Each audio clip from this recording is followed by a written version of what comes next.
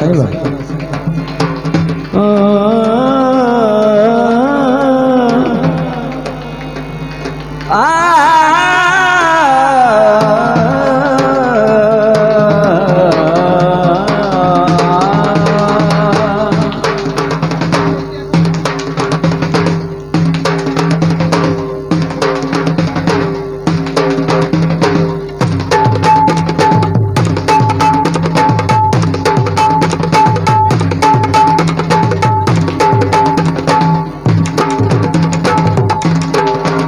जिंदाबाद बहुत अच्छा बाबा मैं इंशाल्लाह फरमाइश सुना के जब फरमाइश शादी होना ठीक खासा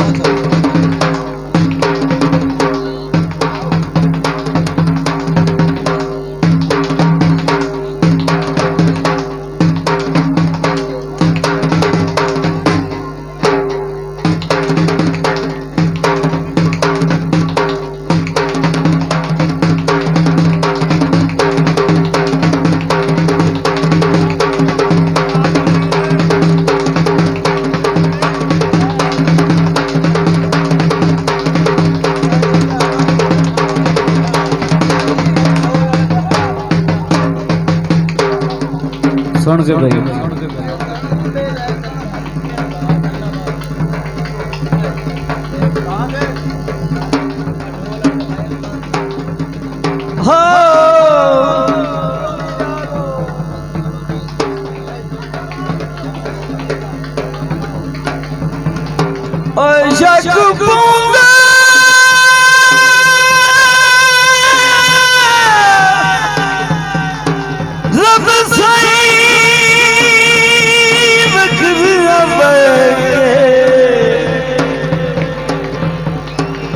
अखी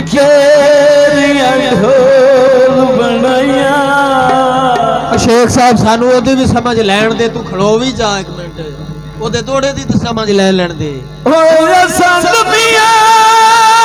घाटियां पिपण